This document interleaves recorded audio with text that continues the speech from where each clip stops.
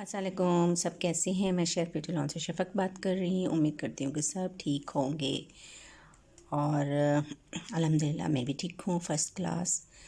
और कैसे जा रहे हैं दिन। और मेरी वीडियोस को पसंद करने का, लाइक करने का, सब्सक्राइब करने का और बेल आइकन को हिट करने का दिल से शुक्रिया। Thank you so much. आज जैसे कि आप लोगों को पता है कि मैं पिछले टू व्लॉग्स में मैंने ब्री मोड को ही काट की मैंने किया हुआ है। इसको ही हम कंटिन्यू करेंगे, लेकिन साथ साथ हम ब्री मोड के ही बात करेंगे कि ब्री मोड एक अच्छी कंपनी है। और आज हम केराटिन एंड रिबॉन्डिंग की बात भी करेंगे। ठीक हो गया। तो सबसे पहले तो आप ये समझ लीजिए कि मैं इससे पहले कि मैं वीडियो स्टार्ट करूं और आप लोगों को बताऊं कि केराटिन रिबॉन्डिंग एंड एक्सटेंशो है क्या चीज़, ठीक है ना। आपको ये समझना ज़रूरी है, बहुत ज़्यादा ज़रूरी है कि आपको कभी भी किसी भी सैलून में, जो कि अच्छा सैलून नहीं है, मतलब जिसके पास आप समझते हैं कि अच्छी प्रोडक्ट्स नहीं हैं, और उसको प्रोडक्ट्स तो चले वो उसने रख लिया, नॉलेज अच्छी नहीं है, तो फिर आप प्लीज़ प्लीज़ प्लीज़ अपने हेयर्स को देने से पहले, उसको देने से पहले 10 दफ़ा सोचें, क्योंकि आपने पैसे भी देने होते हैं और आपने अपने बाल भी देने होते हैं। बाकी काम हम ब्यूटिशियंस का होता है। अगर तो एक अच्छा पार्लर है लाइक मी, जैसे कि अल्हम्दुलिल्लाह मेरा पार्लर आपको पता ही है कि बहुत अच्छा है, स्टैंडर्ड का है, और पिछले 5 साल से मैं ये इधर तो चला रही हूँ अल्हम्दुलिल्लाह। और आज तक ऐसी कोई कंप्लेन नहीं आई कि मैंने कोई काम हेयर पे किया हो और वो कोई गलत हो गया हो या कोई कंप्लेन आई हो। सबसे बड़ी बात ये है, अगर ऐसा हो तो सैलून बंद भी हो जाते हैं, ठीक है ना। तो और दूसरी बात ये है कि आप कभी भी घर में ये प्रोडक्ट लेके यूट्यूब से, गूगल से या किसी भी ऑनलाइन से सीख कर या ट्यूटोरियल देख कर, कहीं से भी, आप टिकटॉक पे इधर उधर कहीं से भी देख के प्लीज़ प्लीज़ प्लीज़ घर में मत करें। घर में करने से क्या होगा ये आप नहीं जानते। हम लोगों को, हम जैसे, मैं ये हमेशा ये बात करती हूँ कि नॉलेज है कि हेयर्स क्या है क्या नहीं है, इस प्रोडक्ट में क्या चीज़ है क्या चीज़ नहीं है, और कैसे इस्तेमाल करना है, किस तरीके से इस्तेमाल नहीं करना। बहुत सी बातें ऐसी होती हैं जो हमें ऑन द स्पॉट देखना पड़ता है कि हमें बालों के साथ क्या करना है क्या नहीं करना।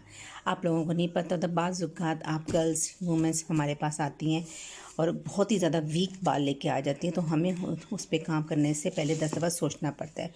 या हम आपको कहते हैं कि नहीं, बहुत ही ज़्यादा वीक बाल लेके आ जाती हैं, तो हमें उस पर काम करने से पहले 10 दफ़ा सोचना पड़ता है। या हम आपको कहते हैं कि नहीं, अभी हम आपका ये काम नहीं कर सकते, अभी आपको कुछ टाइम प्रोटीन ट्रीटमेंट पे और कुछ टाइम अपने बालों पे देना पड़ेगा, तब ये हेल्दी हो जाएंगे। अपनी इंटरनल चीज़ को ख्याल रखें, अपने आउटर तेल वेल लगाएं और प्रोटीन ट्रीटमेंट का दें और बालों में कुछ जान वाले लेके आएँ, तब हम ये काम करेंगे। क्योंकि ये जो होता है ब्रे बॉन्डिंग, ये आपको डेड स्ट्रेट कर देता है बालों को, ठीक है ना। तो इस वजह से ये एक रिस्की काम है, ठीक है। साथ ही मैं आपको बताऊँ कि मेरी चाय रखी हुई है जो मैंने अभी नहीं पी, शाम का टाइम है तो चाय भी चल रही है। तो साथ ही मैं आपको बताने के लिए आगे के चलें।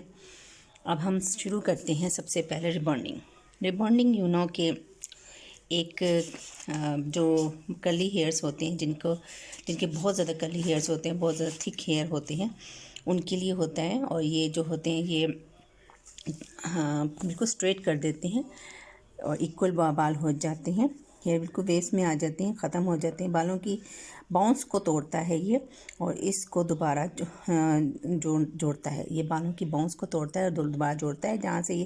जहाँ से बाल आते हैं इसके ऊपर एक झिल्ली होती है, उसमें छोटे छोटे पोर्स बने होते हैं, एक बहुत ही बारीक सा कवर होता है। इस कवर के अंदर, इस रूट्स के ऊपर एक कवर होता है, इस कवर को बहुत सारे वेव्स बने होते हैं, उस वेव्स को अमूमन ये तोड़ता है।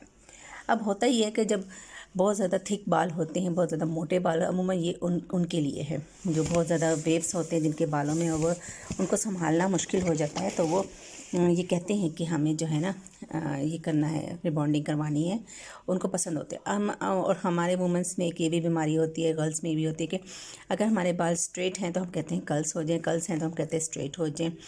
मतलब किसी हाल में भी हम खुश नहीं हैं, बल्कि कोई भी खुश नहीं है, ठीक है ना। तो रिबॉन्डिंग का प्रोसेस मैं आपको दिखा देती हूँ कि इसमें है क्या क्या चीज़। तो सबसे पहले जब हम इसको ओपन करते हैं तो इसमें से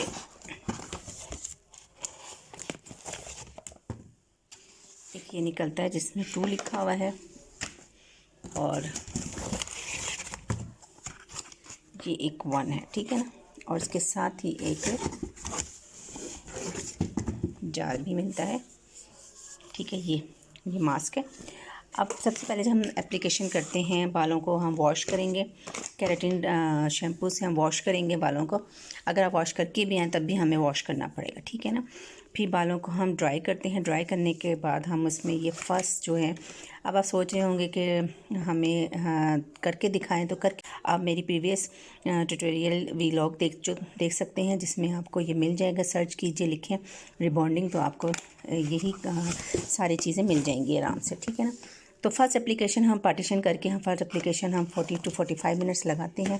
उसके बाद हम वॉश करते हैं। वॉश करने के बाद हम बालों में सेकंड एप्लीकेशन करते हैं, और ये सेकंड ही बड़ी इंपॉर्टेंट होती है। फर्स्ट भी इम्पोर्टेंट है, सेकंड भी इम्पोर्टेंट है। ये करने के बाद हम फिर बालों को यूनिट पे लेके जाते हैं, वॉश करते हैं। और वॉश करने के बाद हम ये मास्क जो है, केराटिन मास्क जो है, ये हम अब अप्लाई करते हैं। और उससे पहले मैं बता दूं कि हम स्ट्रेट भी करते हैं, ब्लो ड्राई भी करते हैं। वो सारा चीज़ें जो है ना, आपको अगर आप देखना चाहते हैं तो मैं फिर कहूँगी, दफ़ा फिर कहूँगी कि आप देख सकते हैं। अब आ गया हमारे पास ब्लो आउट। ब्लो आउट क्या चीज़ है? ब्लो आउट भी हमारी बालों में जो प्रोटीन ख़त्म हो जाता है, उस प्रोटीन को लाने के लिए ये एक ब्री मोड ने ब्लो आउट निकाला है, और ये बहुत अच्छा होता है। इसको करने के बाद आपके बाल डेड स्ट्रेट तो नहीं होते, लेकिन 3 to 4 मंथ्स तक आपके बाल जो होते हैं हेल्दी हो जाते हैं और अच्छे रहते हैं। और इसका जो, अगर हम इसको ओपन करें तो इसमें से भी हमें 2 बॉटल्स मिलती हैं।